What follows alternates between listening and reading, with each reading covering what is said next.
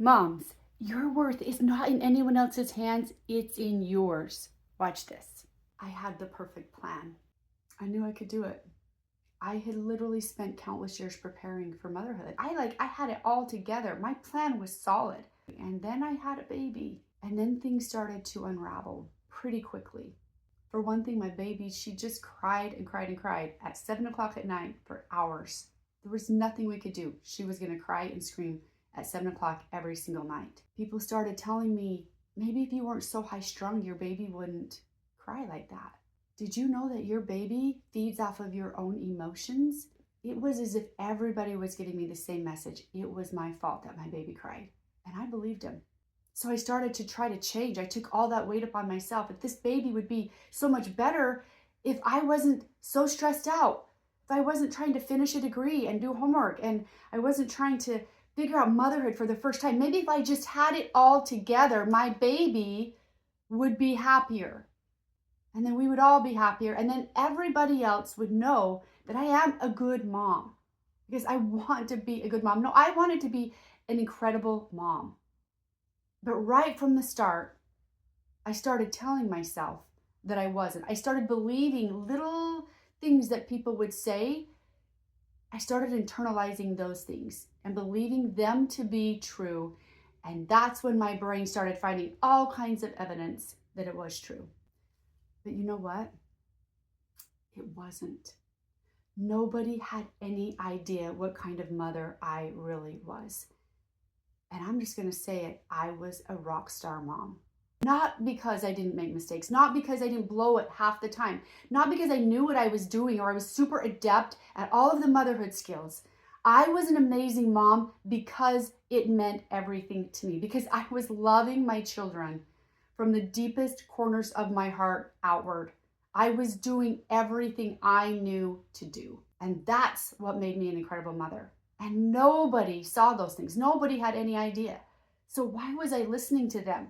It was just easier to listen to them. It was easier to believe that story than to believe that as a young mom, I had any idea how to be the spectacular mom that I had always dreamed of. I mean, where was the proof that I was? Baby number 2 came. This baby cried all the time. It had to be my fault. I was his mom. I should know what the problem is. I should know how to fix it. I should know how to relieve his discomfort. But I didn't. And so I must have been a bad mom. A good mom would know what to do. That is one of the biggest lies we tell ourselves. Even spectacular moms don't know what to do sometimes. And it doesn't mean anything. It just means that we all have a lot to learn. Baby number 3 came. I was sure I was in a better position this time to be a more calm mom. It wasn't much better. Follow that with baby number 4, who came a little early and had a lot of health problems. And I found myself thinking, how did I get to this point? My kids deserve a better mom. I feel so bad for my children. They deserve more. Have you ever felt that way? Do you feel that way right now? Do you go to bed some nights thinking, I just want to be a better mom to my kids? I'm totally failing at this. Here's the thing for me. I couldn't fail at being a mom. I had these 4 incredible kids relying on me to teach and show them the way. I couldn't mess this up, but I thought that I was. Then we decided to adopt, and we brought this beautiful little girl into our lives, a biracial adoption with all of the struggles that can entail. We took that upon us, and I was sure life was going to be perfect at this time, but nothing can prepare you for the things that will come up. Here I was living my ultimate dream of motherhood and feeling every day like I wasn't worthy of it.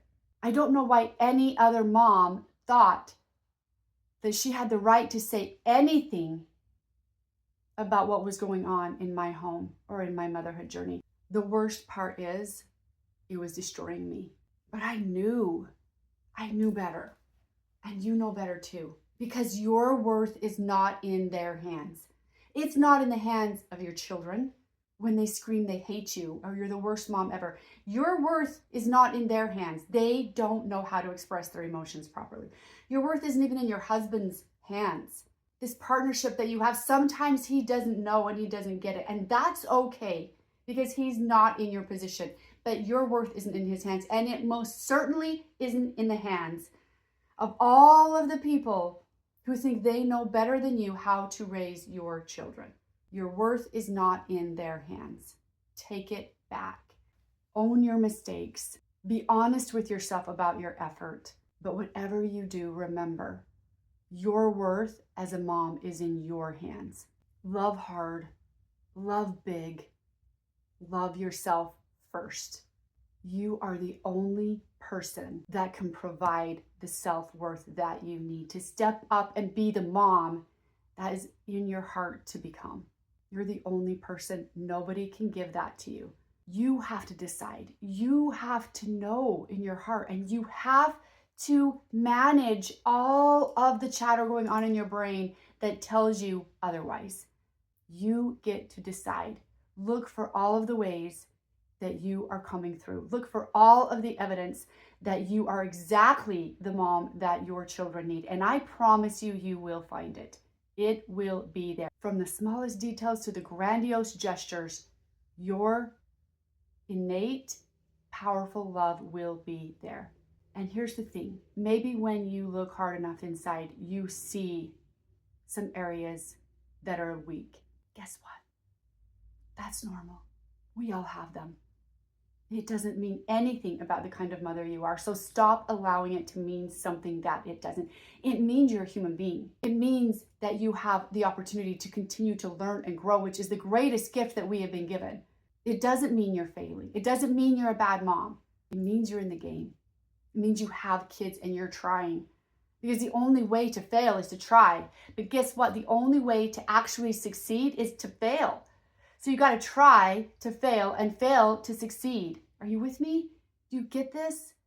It is seriously the most important message because you have to know who you are. You have to believe in you to be able to show up for your family the way that you want to. And nobody can do that for you. Stop listening to everybody else's opinions because they do not matter. Your opinion is the only one. They don't know, but you know. God knows. Work together to be the kind of mom you want to be. One more thing. Don't forget to like and subscribe.